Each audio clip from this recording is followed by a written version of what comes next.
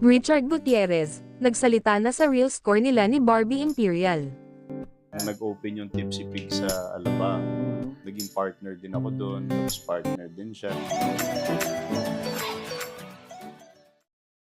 Nagsalita na sa kauna-unahang pagkakataon si Incognito, star Richard Gutierrez tungkol sa real score nila ni kapamilya actress Barbie Imperial.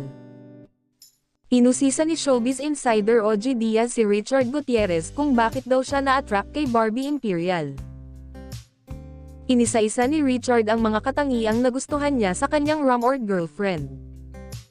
Si Barbie kasi totoong tao. What you see is what you get talaga sa kanya. Mabuting tao, maalaga, saad ni Richard.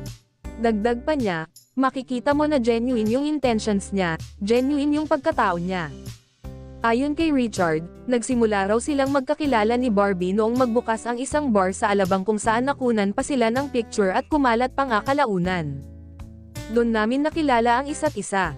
Masaya siyang kasama. Enjoy kaming dalawa. Doon na nagsimula, aniya.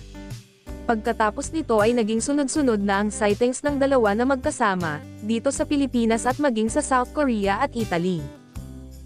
Sa isang punto ng pag-uusap nila ni OG, tinanong si Richard tungkol sa real status nila ni Barbie. Kahit daw kasi ilang beses na silang nakikitang magkasama sa publiko, hindi pa rin nila inaamin ang tunay na estado ng kanilang relasyon. So, ano ba ang totoong estado nila ni Barbie? Sagot ni Richard, siguro for now, like gaya nga ng sabi mo, nakikita naman ng mga tao. Doon muna tayo sa what you see is what you get sa amin ni Barbie. Kasunod nito ang paglilinaw niyang walang kinalaman si Barbie sa hiwalayan nila ni Sarah. Sa kasalukuyan, inaasikaso na raw ni Richard at ng ex-wife niyang si Sara Labati ang kanilang annulment. Matatanda ang Marso taong 2024 nang kumpirmahin ng huli sa isang panayam ang hiwalayan nila ni Richard.